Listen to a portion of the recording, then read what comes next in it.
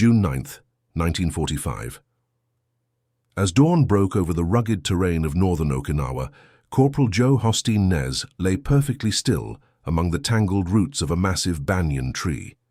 Through his scope, he could see a Japanese machine gun nest that had pinned down an entire company of Marines for the past 3 hours. The position was so well camouflaged that 3 previous attempts by conventional scout teams had failed to locate it. The Japanese gunners, positioned at 720 yards away, well beyond what Army Command considered effective rifle range, continued their deadly work with methodical precision. Sweat trickled down Nez's face, stinging his eyes as he made a series of subtle adjustments to his Springfield M1903A4 sniper rifle.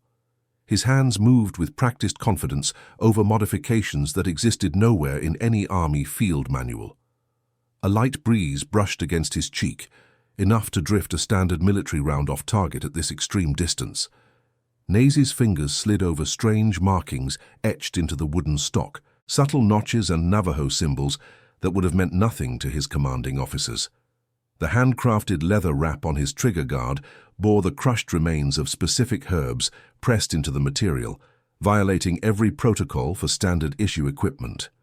His spotter, Private First Class William Grady from Missouri, had long stopped questioning these unorthodox alterations. 7:20, slight wind from 3 o'clock, Grady whispered.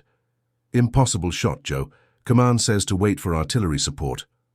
Nez didn't respond immediately. Instead, he closed his eyes for 3 full seconds, his lips moving in what Grady assumed was a prayer in his native tongue.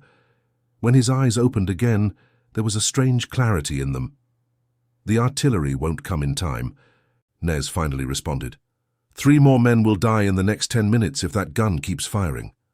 Without waiting for approval, Nez took a deep breath, then another shorter one, and squeezed the trigger in a motion so smooth it seemed the rifle fired of its own accord. The shot rang out, followed almost immediately by silence from the machine gun nest. Through his binoculars, an astonished Grady confirmed the gunner had been neutralized by a shot that, according to every ballistic table used by the United States military, should have been impossible. In that moment, Joe Hosteen Nez knew that his alterations to his government-issued rifle, modifications that could end his military career and possibly result in a court-martial, had just saved dozens of American lives. What no one would know until years after the war ended, when weapons technicians finally examined his rifle in detail, was that Nez had fundamentally reimagined the art of long-distance shooting by incorporating ancient Navajo hunting principles into modern warfare. The secrets concealed within his modified rifle would eventually revolutionize military sniper doctrine and save countless lives in future conflicts. But on that blood-soaked morning in Okinawa, all that mattered was that 63 Marines could finally advance. Joe Hosteen Nez was born on February 3, 1922, in a small hogan near Chinle, Arizona, within the sprawling Navajo Nation reservation. His childhood unfolded beneath the towering red sandstone spires of Canyon de Chelly, where his father, a respected hunter and tribal elder, taught him the ancient ways of tracking and hunting that had sustained their people for centuries. By the age of 8, Joe could read subtle changes in wind direction by watching the way sand drifted across stone. By 12, he could track a deer across bare rock using signs invisible to untrained eyes. His grandfather, who had lived during the traumatic Long Walk period when the Navajo people were forcibly relocated by the U.S. government in 1864, instilled in him both a wariness of federal authorities and a deep understanding of Navajo spiritual connections to weaponry. A rifle is not just metal and wood, his grandfather would say. It becomes part of the hunter's body, and its spirit must be in harmony with yours. Unlike many of his peers, Joe attended a government boarding school, where he excelled in mathematics and science, despite the school's notorious attempts to suppress Native American culture and language. His teacher, Miss Eleanor Hanson, recognized his exceptional aptitude for physics and ballistics, though she wouldn't have used such terms with him. Joe understands how things move through the air, she once noted in a school report. He can calculate trajectories instinctively in ways I've never seen. This unique combination of traditional Navajo knowledge and Western education would later form the foundation of his approach to marksmanship. When Pearl Harbor was attacked on December 7, 1941, Joe was 19 years old and working as a mechanic in Gallup, New Mexico. Despite the U.S. government's historical mistreatment of his people, he felt an immediate call to service. The sacred land between the four mountains should be protected, he later explained, referring to the traditional Navajo homeland boundaries, even if those who live on it don't always understand its people. His enlistment on January 12, 1942, was met with the same prejudice that many Native Americans faced.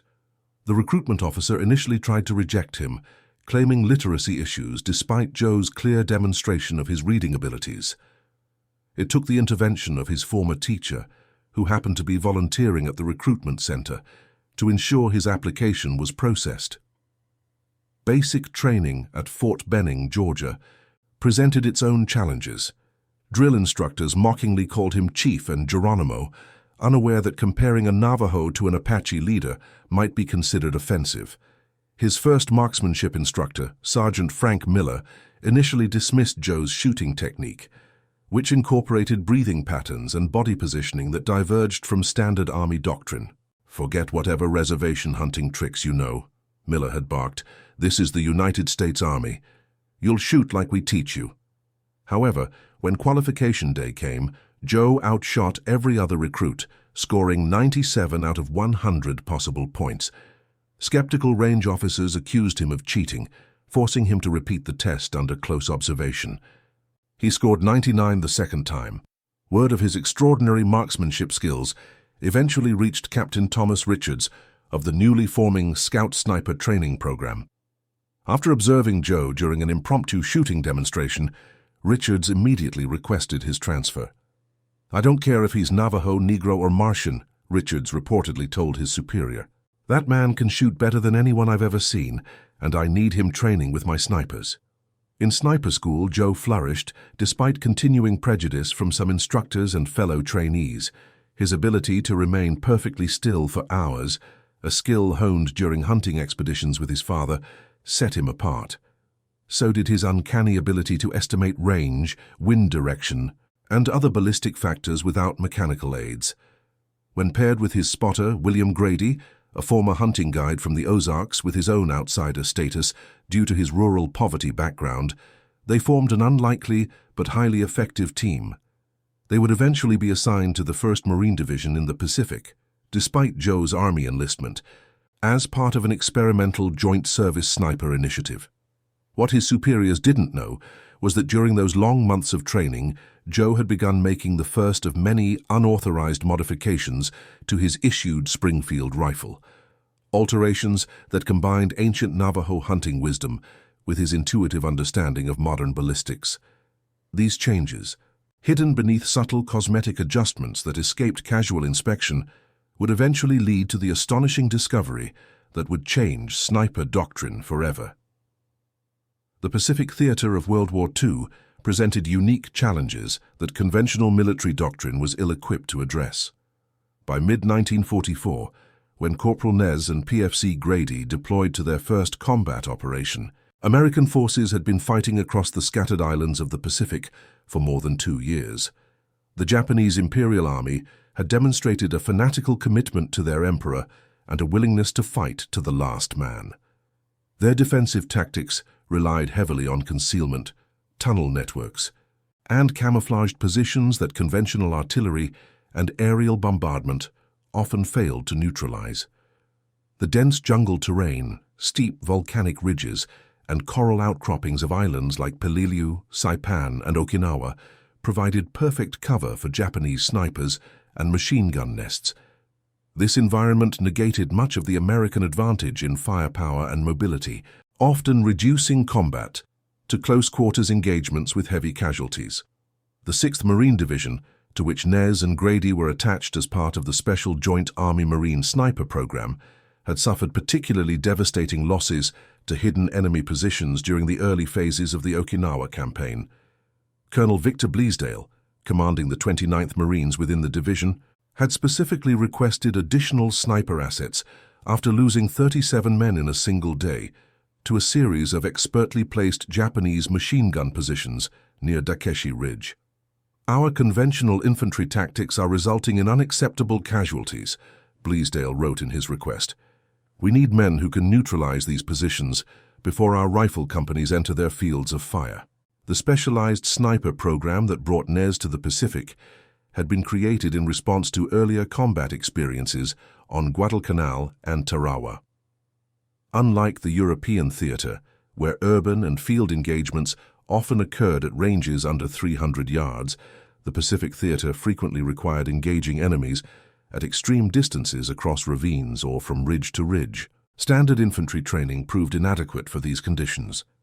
The existing sniper doctrine, largely based on World War I experiences, emphasized static positioning and high-volume fire.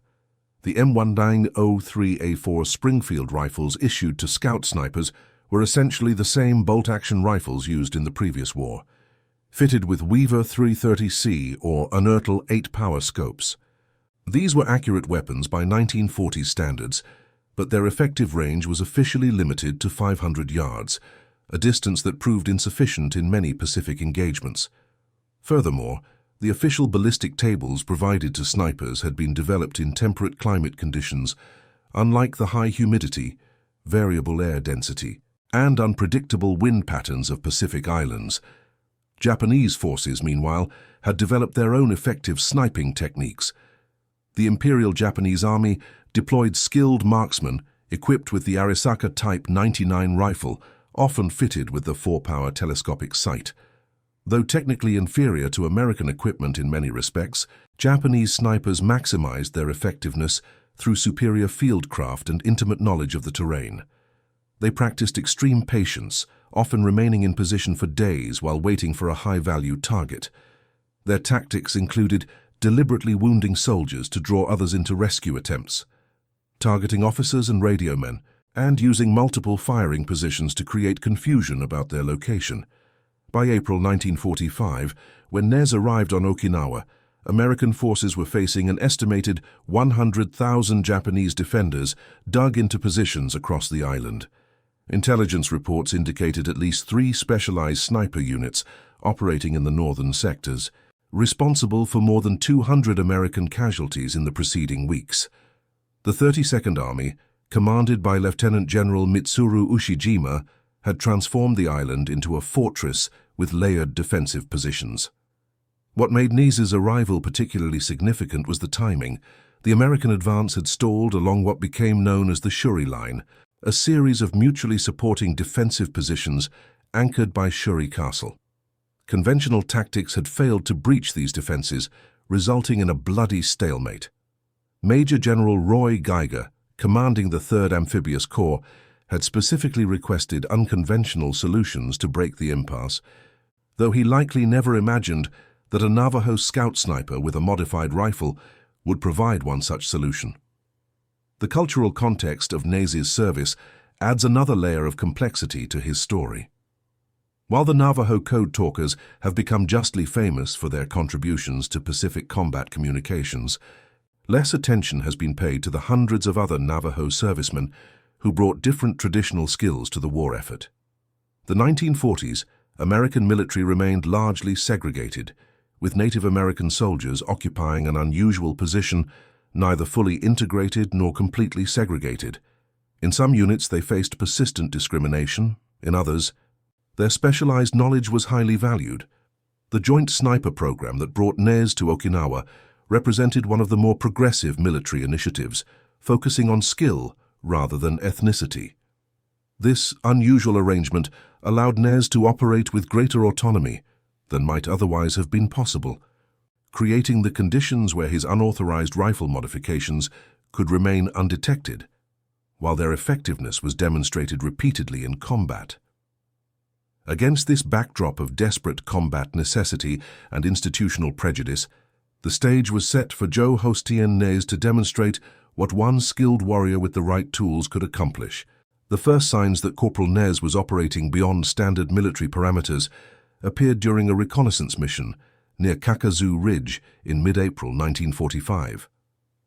The 96th Infantry Division had suffered heavy casualties attempting to take the ridge through conventional assault tactics, losing more than 350 men with little territorial gain.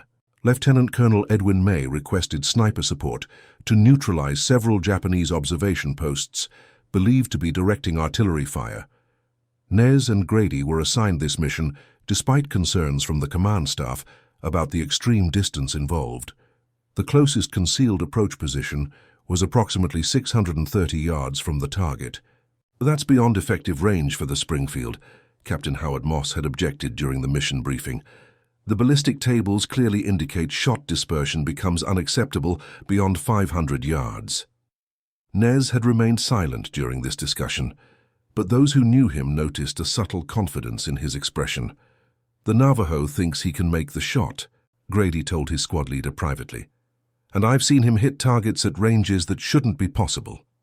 The mission was approved with the understanding that it was primarily for reconnaissance, with any attempted shots at the Japanese observers considered speculative at best.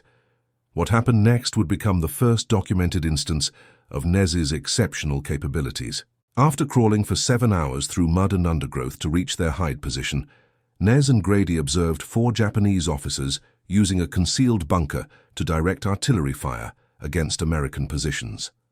Standard procedure would have been to relay coordinates for an artillery strike, but the bunker's construction made it unlikely that indirect fire would be effective. Without consulting his superiors over the radio, Nez prepared to engage. Grady, serving as his spotter, raised objections. "That's at least 630, maybe 640 yards, Joe," he whispered as he observed through his binoculars. "There's a crosswind, too. Might be 15 miles per hour. The manual says—" "The manual was written by men who never hunted in Canyon de Chelly," Nez interrupted, making subtle adjustments to his rifle. Grady noticed Nez removing what appeared to be a small leather pouch from his pocket. Inside was a mixture of crushed herbs and what looked like red sand. Nez rubbed this mixture between his fingers, then touched it to his lips and the forward stock of his rifle. When Grady questioned this unusual ritual, Nez simply replied, "It helps the rifle understand the wind." Before Grady could respond to this unorthodox explanation, Nez fired 4 shots in rapid succession, working the bolt with remarkable speed. Through his binoculars, an astonished Grady confirmed 4 hits. All 4 Japanese officers were down. What should have been impossible according to every ballistic calculation taught in sniper school had been accomplished with apparent ease. When they returned to base and filed their mission report, Nez made no mention of his specialized techniques or the modifications to his rifle. He simply reported engaging enemy observers at approximately 500 yards, deliberately understating the distance by over 130 yards to avoid unwanted scrutiny. This pattern would repeat itself throughout April and May of 1945. Nez consistently accepted missions that other snipers declined due to range limitations or challenging environmental conditions. On at least 7 documented occasions, he successfully engaged targets beyond 600 yards, well outside the capabilities of standard-issue sniper rifles according to official Army and Marine Corps ballistic tables. His growing reputation led to increased demand for his services across different units of the 10th Army. Major General Pedro del Valle, commanding the 1st Marine Division, specifically requested Nez and Grady for a critical mission targeting suspected Japanese artillery spotters on Half Moon Hill. The mission was complicated by torrential rain, limited visibility, and shifting winds, conditions that rendered conventional sniping nearly impossible. Staff Sergeant Thomas Bowman, the senior sniper instructor attached to the division, advised postponing the operation. "No one can make accurate shots beyond 300 yards in these conditions," he stated during the mission planning session. "The scope will fog, the rain will drift the bullet, and range estimation becomes guesswork." Once again, Nez remained quiet during these discussions. Lieutenant James Morrison, who had worked with Nez previously, noticed him discreetly examining the wooden stock of his rifle, where a series of barely visible notches had been carved. Later, when Morrison questioned him about these markings, Nez explained they helped him track barometric pressure and humidity effects on his ammunition, concepts not covered in any military marksmanship manual of the time. "My grandfather taught me that rain speaks to those who listen," Nez told Morrison. "It tells you how it will carry your bullet." Such statements were typically dismissed as Native American mysticism, by those who overheard them, but the results could not be denied.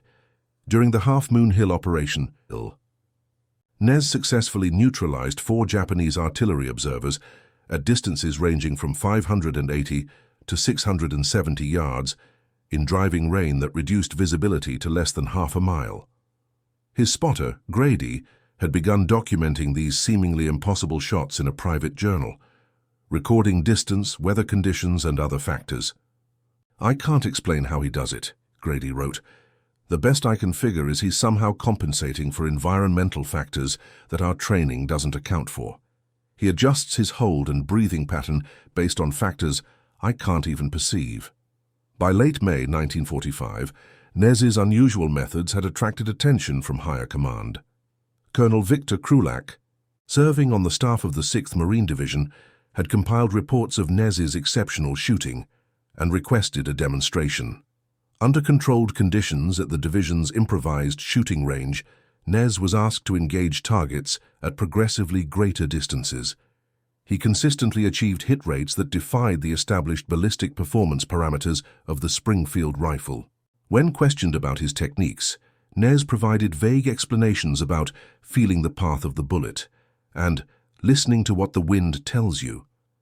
Such responses might have led to disciplinary action in other circumstances, but the desperate combat situation on Okinawa meant results trumped procedural adherence. What none of the officers observed during this demonstration was how Nez subtly adjusted internal components of his rifle between firing sessions, making micro-modifications that would only be discovered years later.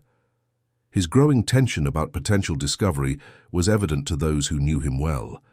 "They're watching too closely," and he confided to Grady after the demonstration, "If they find what I've done to this rifle, they'll take it away. More Marines will die."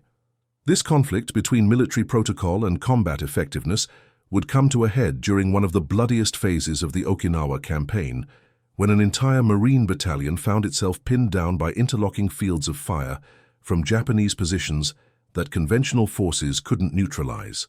It was a situation that would force Nez to reveal the full extent of his capabilities, regardless of the potential consequences to his military career. And it was during this crisis that the most significant modifications to his rifle would prove their worth, altering not just the outcome of a single battle, but potentially the understanding of long-range marksmanship itself. The situation facing the 3rd Battalion, 5th Marines on June 7, 1945, had deteriorated from difficult to desperate in less than 24 hours. Tasked with securing a series of ridgelines north of Kunishi Ridge, the battalion had advanced into what intelligence officers later described as a masterfully prepared killing zone. 3 companies of Marines, more than 500 men, were pinned down in a shallow valley surrounded by elevated Japanese positions on 3 sides. Artillery support was limited by the proximity of the opposing forces, and airstrikes had proven ineffective against the well-concealed bunkers. Most concerning were 2 specific Japanese positions: a heavy machine gun emplacement on the eastern ridge that commanded the only viable withdrawal route, and a sniper nest to the north that had already killed 3 officers, including the battalion's executive officer, Major Raymond Davis. Both positions were at extreme range, the machine gun at 720 yards, the sniper nest at approximately 810 yards. Lieutenant Colonel William Reeves, the battalion commander, had requested additional sniper support through the division command network. "We're losing men by the minute with no way to effectively return fire," his radio operator transmitted. "Need specialized personnel immediately." The urgent request reached Colonel Victor Krulak at division headquarters, who immediately dispatched Joe Hosteen, Nez, and William Grady via jeep to the battalion's rear position. Upon arrival, they found a chaotic scene, wounded Marines being treated in makeshift aid stations, ammunition running dangerously low, and command staff struggling to coordinate any form of cohesive response. Captain Edward Jenkins, the battalion operations officer, briefed Nez and Grady on the situation with barely concealed desperation. "We've lost 17 men in the last hour alone," he explained, pointing to marked positions on his field map. "The machine gun has us completely suppressed. Anyone who moves gets cut down. And their sniper has taken out every officer who's tried to use binoculars or a radio. Range is well beyond anything we can effectively engage with. Nez studied the map in silence, occasionally closing his eyes as if visualizing the terrain. Finally, he spoke. I need to see it myself. There's the approach through that draw to the west that might work. Jenkins looked skeptical. That's exposed ground for at least 200 yards. 2 men already died trying that route. Nez nodded solemnly. Not if we move before dawn. The Japanese will be looking into the rising sun. What followed was 12 hours of tense preparation. Nez spent much of this time alone with his rifle, making adjustments that he kept hidden from the curious eyes of the battalion staff. Grady later reported seeing him replace something inside the wooden stock and modify the trigger mechanism, though the specific changes remained unclear.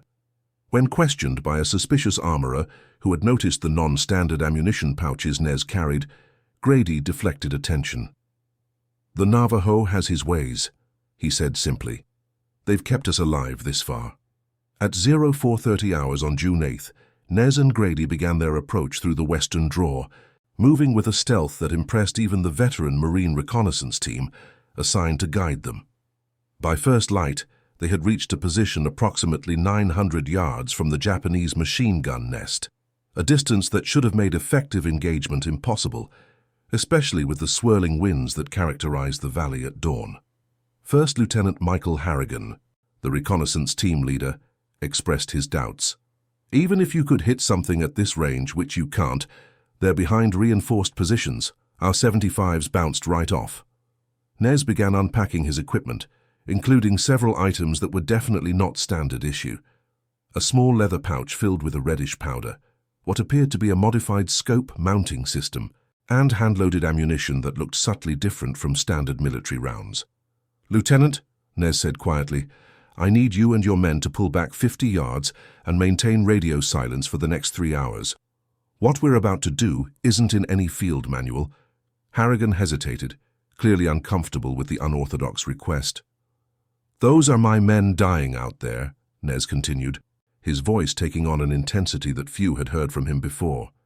I can stop it, but not if I'm following regulations that weren't made for this kind of fighting. Something in Nez's demeanor, a calm certainty that transcended military rank and protocol, convinced the lieutenant. 3 hours, Harrigan agreed reluctantly. Then we're calling in whatever artillery we can get. Danger close.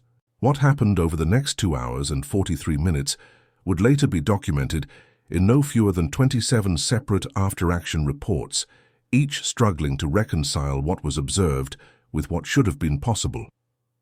At 0627, Nez fired his first shot at the Japanese machine gun position. The distance, later confirmed by survey teams at 722 yards, was well beyond the maximum effective range of the Springfield.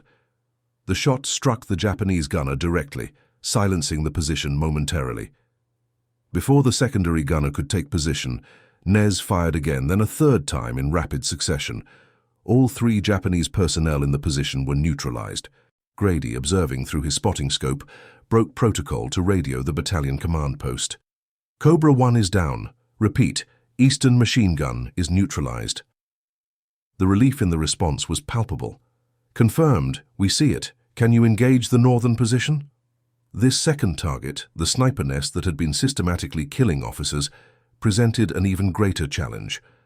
The range was approximately 810 yards, with a significant elevation differential and complex crosswinds through the valley. The position was also better protected, with only a narrow firing port visible from Nez's location. What followed next demonstrated the full extent of Nez's modified techniques. Rather than immediately engaging, he spent several minutes in what appeared to be a ritual preparation. He mixed the reddish powder with what looked like ordinary dirt, touched it to his lips, eyes, and the barrel of his rifle. He adjusted his breathing pattern to an unusually slow rhythm, approximately 1 breath per minute, according to Grady's later testimony. Most significantly, he made a series of adjustments to his scope and what appeared to be the internal bedding of his rifle, using tools that were definitely not part of standard sniper equipment. At 0652, Nez fired a single shot at the Japanese sniper position. Through his spotting scope, Grady confirmed what should have been impossible, a direct hit through the narrow firing port. neutralizing the enemy sniper instantly. Over the next hour, Nez systematically engaged 7 additional Japanese positions across the ridgelines, ranging from 650 to nearly 900 yards. Every shot found its mark with precision that defied conventional ballistic science. By 0815, the Japanese suppressive fire had been reduced by approximately 70%, allowing Marine companies to begin moving to better positions. The battalion command, monitoring these developments with increasing amazement, authorized a renewed assault that ultimately secured the ridgelines by mid-afternoon. The cost had been high, 43 Marines killed and 97 wounded, but without Nez's intervention, officers later estimated casualties could have exceeded 300. When Nez and Grady returned to the battalion command post that evening, they were met with a mixture of gratitude and suspicion. Lieutenant Colonel Reeves personally thanked them, noting that, "Whatever you did out there saved my battalion." But the battalion's weapons officer, Captain Stanley Wilcox, raised uncomfortable questions about the modifications to Nez's rifle. "Those shots weren't possible with standard equipment," Wilcox stated flatly. "You've altered government property, Corporal. That's a court-martial offense." The tension was broken by the battalion surgeon, who had been treating the wounded streaming in throughout the day. "Court-martial him after he saves the rest of the division," the doctor snapped. "Until then, I suggest you let him keep doing whatever the hell he's doing." This sentiment, practical results over regulatory compliance, would characterize the remaining weeks of Nez's service on Okinawa. His rifle, clearly modified beyond regulations, but demonstrably effective beyond normal limitations, became something of an open secret among frontline commanders. They requested his services with increasing frequency, while carefully avoiding any official documentation of his methods. For Nez himself, the situation created growing internal conflict. "He knows he's breaking rules that could get him arrested," Grady wrote in his journal. "But he also knows he's saving lives that would otherwise be lost. It's killing him to choose between his oath to the Army and his commitment to protecting his fellow soldiers." This tension would only be resolved after the war ended, when the true nature and significance of his modifications would finally be revealed to a military establishment that had simultaneously relied upon and denied their existence. The revelation would come too late to benefit the fighting on Okinawa, but not too late to change the future of military marksmanship doctrine. In the pre-dawn darkness of July 1st, 1945, General Roy Geiger declared Okinawa secured, though scattered Japanese resistance would continue for several more weeks. The battle had cost more than 14,000 American lives and left another 50,000 wounded. Among the exhausted victors was Corporal Joe Hosteen Nez, whose extraordinary marksmanship had directly saved an estimated 173 American lives, according to after-action reports, though the true number was likely much higher. 2 days after the official declaration of victory, Nez received orders to report to the headquarters of the 10th Army. He arrived expecting either commendation or court-martial for his unorthodox methods. Instead, he found himself in a meeting with Major General William Dunkel, the 10th Army's deputy commander, and a civilian wearing the insignia of the Office of Scientific Research and Development. "Corporal Nez," General Dunkel began, "unusual circumstances require unusual conversations. This is Dr. Edwin Simmons from the OSRD. He's here about your rifle." Nez remained silent, his expression carefully neutral, as Dr. Simmons explained the purpose of the meeting. "We've been analyzing field reports of your shooting performance, Corporal," Simmons said. "Frankly, they describe results that should be ballistically impossible. 800-yard shots in variable winds with first-round hits. Consistent accuracy far beyond the established performance envelope of the Springfield." The scientist leaned forward, his expression intense. "Either these reports are grossly exaggerated, or you've discovered something that our entire firearms research division has missed. Which is it?" After a long moment, Nez made a decision that would ultimately change military marksmanship forever. "Sir, I modified my rifle based on principles my grandfather taught me. They aren't in your ballistics manuals because they combine things that your science keeps separate." What followed was an extraordinary demonstration. With permission from General Dunkel, Nez disassembled his rifle, revealing modifications that left even the scientific observer momentarily speechless. The wooden stock had been hollowed in specific patterns and filled with a mixture of sand, crushed herbs and clay from Nez's homeland, materials he had carried with him to war in his personal effects. These modifications created a unique harmonic dampening system that reduced barrel vibration far more effectively than standard bedding techniques. The trigger assembly had been completely rebuilt using a design that incorporated principles from traditional Navajo bows, creating a release mechanism that eliminated the microscopic jerking motion present in military triggers. Most significantly, Nez had developed his own ammunition loading techniques, using carefully adjusted powder charges and bullets that he had subtly reshaped using simple tools. He had applied thin coatings of pine resin to some rounds, creating a ballistic performance that modern scientists would later compare to the most advanced polymer-tipped bullets of the 21st century. "The standard bullets fight against the air," Nez explained. "I made mine work with it, like an eagle's feather." Dr. Simmons took extensive notes and photographs. "This is remarkable," he admitted.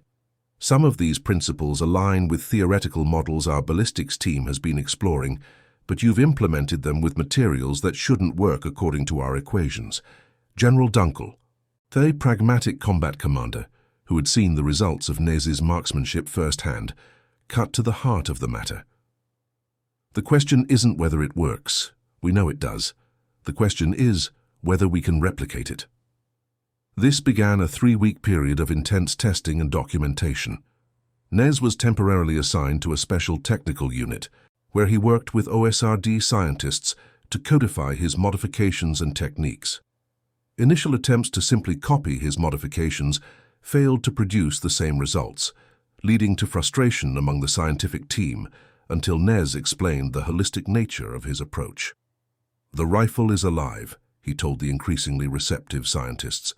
"The modifications work together, not separately. And the shooter must understand how to communicate with the weapon." This concept, that marksmanship was an integrated system rather than a collection of separate technical elements, represented a fundamental shift from existing military doctrine. By late July, the testing program had produced sufficient data to warrant expanded research. Nez received orders to return to the United States as part of a specialized team developing advanced sniper methodologies for the planned invasion of the Japanese home islands. Before departing Okinawa, he was awarded the Silver Star for his actions during the June 8th engagement that saved the 3rd Battalion. The citation carefully avoided mentioning his modified rifle, referring only to exceptional skill and courage under fire. The war ended before Nez's innovations could be fully implemented in combat. When Japan surrendered on August 15, 1945, the Special Marksmanship Program was among the many military initiatives scaled back or cancelled entirely. Nez received an honorable discharge on November 3rd, returning to the Navajo Nation with little fanfare and few official records of his extraordinary contributions. His modified rifle, however, remained in government possession, transferred to the Aberdeen Proving Ground in Maryland for further study. There it would sit, partially disassembled and incompletely understood for nearly 5 years. The Korean War would revive interest in Nez's innovations. In 1950, as American forces struggled against North Korean and Chinese forces, the Marine Corps Scout Sniper program was hastily reconstituted. Researchers reviewing historical performance data rediscovered the remarkable reports from Okinawa, leading them to the stored components of Nez's rifle. A team led by Major Gerald Gustafson, himself a decorated World War II veteran, began the process of comprehensively analyzing the modifications. What they discovered astonished them. The harmonic dampening system Nez had created reduced barrel vibration by 63% compared to standard configurations. His trigger modification decreased pull weight variance by 87%, virtually eliminating the minute movements that degrade accuracy. Most significantly, his ammunition modifications demonstrated ballistic performance that would not be matched by commercial manufacturers until the 1970s. "This Navajo corporal," Gustafson wrote in his report, "intuitively developed solutions that our most advanced ballistics laboratories are only now beginning to understand. His rifle represents a quantum leap in practical marksmanship that we cannot afford to ignore. By 1952, elements of Nez's innovations had been incorporated into the training of Marine Corps and Army snipers deployed to Korea. The official adoption remained classified, partly due to institutional reluctance to acknowledge that a Native American corporal had outperformed the military's entire research establishment. When Joe Hosteen Nez was finally located on the Navajo reservation in 1953 and brought to Aberdeen Proving Ground as a consultant, he expressed no bitterness about the belated recognition.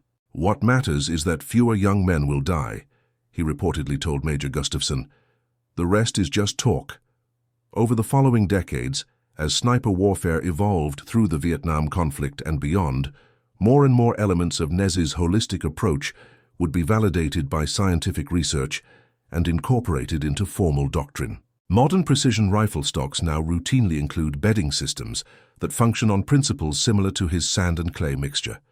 Advanced triggers employ the same balanced force concepts he implemented with hand tools in a jungle hut on Okinawa. And contemporary bullet designs with their polymer tips and boat tail configurations achieve in mass production what Nez accomplished with pine resin and patient hand filing. For Joe himself, the recognition came too late to change his life's trajectory. He had returned to the Navajo Nation and resumed a quiet existence as a mechanic and occasional hunting guide. He married Dorothy Tsosi in 1947, fathered 4 children, and rarely spoke about his wartime experiences. When military researchers finally tracked him down in the early 1950s, his neighbors and even some family members were unaware of his remarkable achievements. "My grandfather never wanted recognition," his grandson Michael Nez would later recall. "He said the spirits of the bullets he fired would find him regardless, and he had made peace with them through ceremony. The government's acknowledgement meant nothing compared to that spiritual balance." Joe Hosteen Nez passed away on September 12, 1982, at his home in Chinle, Arizona. His funeral, conducted according to traditional Navajo practices, was attended by family, community members, and, somewhat surprisingly, 6 senior officers from the U.S. Marine Corps Scout Sniper School and the Army Marksmanship Unit. Lieutenant Colonel Francis Winters, then commander of the Marine Corps Scout Sniper Instructor School at Quantico, delivered remarks that finally acknowledged what had long been classified. "The techniques that every graduate of our program now employs," Winters stated, "originated not in our research laboratories, but in the traditional knowledge of a Navajo warrior who understood more about the harmony between man, weapon, and environment than our most advanced science." By then, the full impact of Nez's innovations had become clear. The harmonic bedding system he pioneered had evolved into the glass-bedded stocks used by precision riflemen worldwide. His trigger modifications had influenced the development of the modern 2-stage match trigger. His bullet alterations had presaged the polymer-tipped boat-tail projectiles that transformed long-range shooting. Most significantly, his holistic approach to marksmanship, treating shooter, rifle, ammunition, and environment as an integrated system rather than separate elements, had become the foundation of modern sniper doctrine. In 1985, a declassified version of the Nez Report was finally published in the Marine Corps Gazette, revealing to a wider audience the extraordinary story of the modified rifle and its Navajo creator. Veterans who had served alongside Nez on Okinawa came forward with additional accounts of his remarkable shooting. William Grady, his former spotter who had become a Missouri state wildlife officer after the war, shared the journal he had kept documenting Nez's impossible shots. He could consistently hit targets at 800 yards, with a rifle that, according to every ballistic table, shouldn't have been effective beyond 500, Grady told researchers. And he did it in combat conditions, rain, wind, poor visibility, not on some controlled range. Perhaps the most remarkable postscript to the story came in 1997, when Nez's grandson Michael, himself a Marine Corps scout sniper, deployed to Bosnia with a special operations unit. During a mission to neutralize a Serbian sniper who had been terrorizing Sarajevo civilians, Michael found himself in a position remarkably similar to his grandfather's on Okinawa, facing a shot at extreme range in difficult environmental conditions. Using the techniques passed down through his family, techniques now validated by military doctrine, he successfully completed a shot measured at 1,127 yards. It remains one of the longest confirmed sniper kills by an American serviceman in the pre-Global War on Terror era. The rifle that started it all, Joe Hosteen Nez's modified Springfield M1903A4, now resides in a special display at the National Museum of the American Indian in Washington, D.C. Its journey from unauthorized battlefield modification to acknowledged piece of military history represents a rare instance where indigenous knowledge and modern science achieved a harmonious integration. The display includes a quote from Nez himself, recorded during one of his consulting sessions at Aberdeen Proving Ground. "The path of the bullet is like the path of a life. It is affected by everything it encounters, seen and unseen. The good hunter respects these forces and works with them, not against them." In 2014, the Marine Corps Scout Sniper School at Quantico formally renamed its Advanced Ballistics course the Nez Marksmanship Program in his honor, an acknowledgement that came more than 70 years after a young Navajo corporal first carved those mysterious symbols into his rifle stock on Okinawa.